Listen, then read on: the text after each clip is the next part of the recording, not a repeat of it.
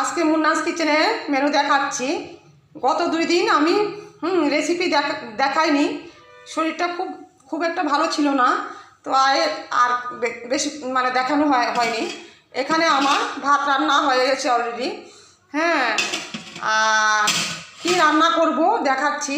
এখানে এই যে সবজি কুচিয়ে নিয়েছি, কাঁকরোল কুচিয়ে নিয়েছি, পেঁয়াজ কুচিয়ে নিয়েছি, গাজর কুচিয়ে নিয়েছি, আলু কুচিয়ে নিয়েছি, কাঁচা লঙ্কা কুচিয়ে নিয়েছি। আর নিচে আমার গোলাপ বেসন আছে, মানে ময়দা একটু নিচে গুলা আছে, ময়দা, এই যে ময়দা, তারপর একটু সুজি, একটু পুস্ত দিয়ে মেখে আমি পকোড়া করব। আমি আরও অনেক দেখিয়েছি সবজির পকোড়া। এটাতে একটু জল লাগবে, অল্প একটু জল দিয়ে মেখে নেব। তারপর আপনারা সরষের তেল বা সাদা তেল, যে কোনো রকমের তেলে ভাজতে পারেন। তো আমার গোলাটা একটু শক্ত হয়ে গেছে, একটু স্লাইড একটু জল দিয়ে নেব, দিয়ে তারপর এরকম গোল গোল শেপ করে পকোড়া করব। আর একটু জল লাগবে, একটু গোল গোল সব শেপ করে পকোড়া করব। হ্যাঁ, আর এখানে আছে ইলিশ মাছ আছে, পদ্মার ইলিশ, একদম টাটকা পদ্মার ইলিশ। হ্যাঁ, তো ইলিশ মাছ ভাজি হবে।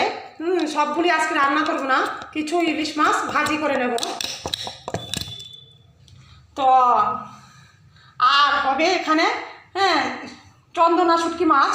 তো চন্দনা শুটকি মাছ মানে আজকে রান্না করব না, যদি পারি যদি করি নিশ্চয়ই আপনাদের সঙ্গে শেয়ার করব। চন্দনা শুটকি মাছ রান্নাও আমি আমার রেসিপিতে দেওয়া আছে।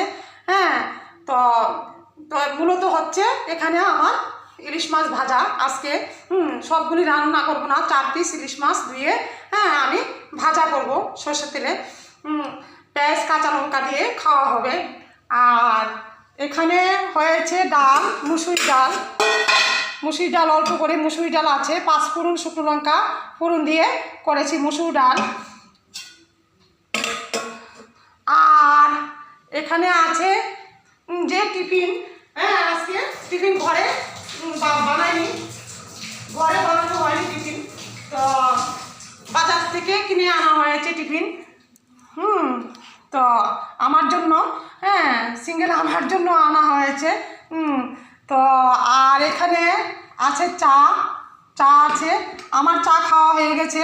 তেজপাতা, আজকে একটু আদা অ্যাড করেছি, আদা, তেজপাতা আর একটু কি বলবো চা পাতা দিয়ে করেছি। প্রতিদিন তো শুধু তেজপাতা দিই, আজকে একটু আদা দিয়েছি। আমার মাথাটা ব্যথা করছে, তাই আদা